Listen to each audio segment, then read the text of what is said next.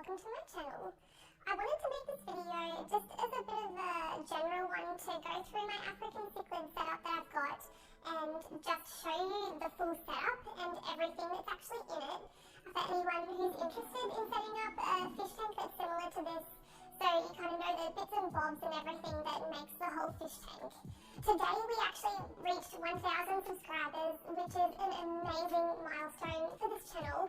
I just do this because I enjoy fish and making videos and making content, but it's so amazing to quantify that and see that it's actually valued by people, so thank you so much. I think let's get into the video and I'll show you just the setup that I've got here behind me and give you a bit of an idea of everything and things that you might like to get for setting something up that's similar to this. So I'll just turn this around.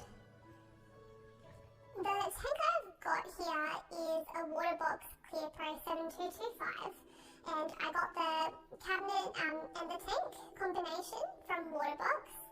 Then the stocking that I've got in my tank is a mixed Lake Malawi species tank. So I've got a mix of ambuna, haps and peacocks.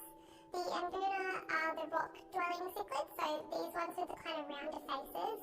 The haps are the ones that got kind of like the bigger heads and the bigger mouths. They're more kind of predatory type of cichlids. Then the peacock cichlids are the ones that have more of these kind of like flary, kind of colourful, dainty fins, I guess I would describe them as. So I've got a mix of all of those types of African cichlids in here. And I've got a bunch of holy rock in the tank as well. So this white rock that you see in here, basically it looks nice, but it serves a function as well. It's a place for the ambuna to hide in, but what it also does is raise the pH of the water. So African cichlids like water that is quite alkaline, and they enjoy sitting around like an 8 to an 8.2 for the Lake Malawi cichlids. So having that in there just helps to keep that pH up.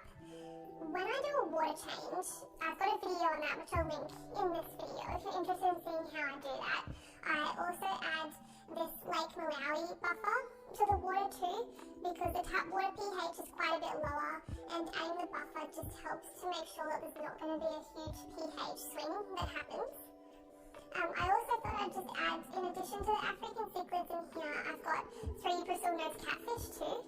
I used to have a lot of blackbeard algae on my rocks, and the bristlenose catfish have managed to eat all of that and make some room for the nice green algae, which I actually really like having in here.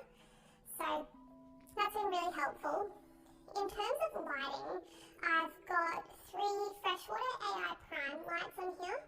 These are lights that you can operate with Bluetooth through an app, and they've got a full customizable colour spectrum, which is really handy because I like that I can make them as intense or as dim as I want to.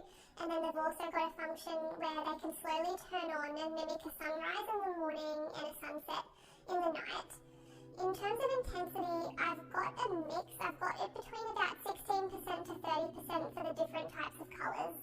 And I just keep it around that because I don't need anything too intense since I'm not growing plants in here. Then in terms of timing for the lights, I have the sunrise from 10 o'clock to 11 a.m. in the morning, and the sunset that is from 10 p.m. to 11 p.m. So they're on for about 12 hours a day, and I normally have them on more towards the night time since that's when I'm home more and get to enjoy the tank. I've also got a wave maker in the tank, and what that does is it just helps to get the water circulated throughout the tank and help get any of the debris that's floating around into the filters.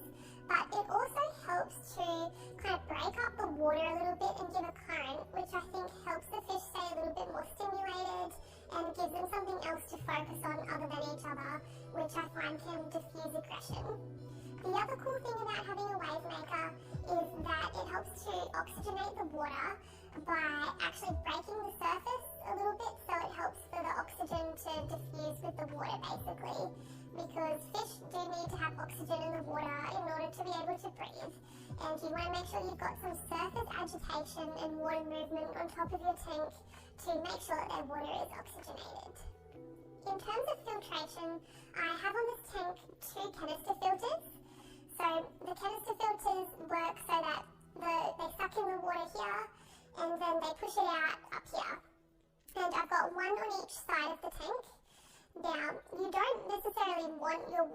to just be going around in a circle so that it's pushing out and then being sucked back up. But I find that if you just aim the outlets away from where the intake is, then that does a good enough job. And I'll show you the canister filters just quickly. So, these are the Swivel FX6s. I found them to be really good in terms of maintaining the clarity of the water and just doing their job as filters. They're nice and big as well, which is handy. The only issue that I had with them was vibration. I think partially because the back of this tank, or this cabinet, is quite open, so any vibration would kind of resonate throughout the timber. But to help with that, I got some soundproofing stuff, so just to absorb some of the vibration and the sound.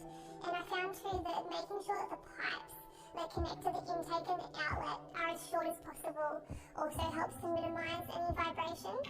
So I've just got one on each side of the tank under the cabinet.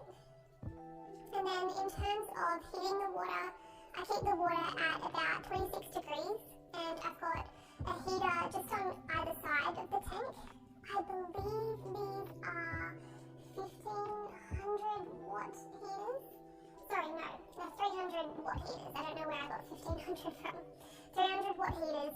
So they're pretty big heaters, and they can use up a lot of electricity. The heater I've also got on this side is connected basically to an external thermostat, which I have down here. And the purpose behind having this thing being the thermostat is that sometimes with these filters, with these heaters, they can break the thermostat, and then if the thermostat breaks, it can cause it to overheat your tank, which you really don't want. So it's just recommended for these types of heaters to have an external, more reliable thermostat. I do not have one yet for my heater on this side, but I should probably get one. The only reason I don't have one is that we just came out of summer and I only had one heater on during summer, whereas in winter I turned both of them on. And they're pretty new, so I'm trusting they're not going to break anytime soon, but I do plan to get one of those external thermostats for them. So I'll just also quickly add that on top of my tank I've got some MBS aquarium lids, which are just custom made lids for rimless aquariums. It's really important to have lids with African cichlids because they do jump. They just get aggressive with each other sometimes and chase each other around, and with, not really knowing what they're doing, sometimes they will just jump and then end up on the ground, which isn't ideal, especially when you've got really beautiful cichlids that you've been growing out. You want to kind of avoid that from happening. So if you do get a rimless tank like what I've got, then it's good just to account for that you're probably going to want to spend a little bit more on just getting some lids made for them. And these lids, I've got a video on them as well, which I'll link in this one. They've been really, really good. In terms of substrate, I have just unicorn pool filter sand, which is just a really nice cheap sand that also has that nice white look. It was about $22 Australian for 20 kilograms, and I've got 5 bags, so about 100 kilograms of sand in here.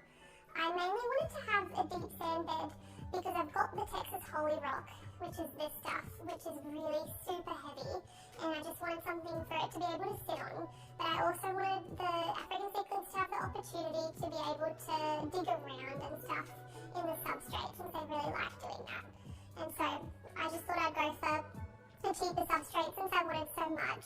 But then what I've also done is mixed in some bits of crushed coral, which you'll see some of that here, just to help with raising the pH to 8.2. And I've also got crushed coral inside of my canister filters as well. And that just helps to kind of keep it around that 8.2 for the pH. The other thing I'll just quickly mention is that I've got freshwater mussels in here. I started with, I think it was 7, and 2 of them got eaten. But it's been about 5 months now, and the other 5 seem to be doing okay. The purpose of the freshwater mussels is just to help keep the water nice and clear. So they filter water by eating like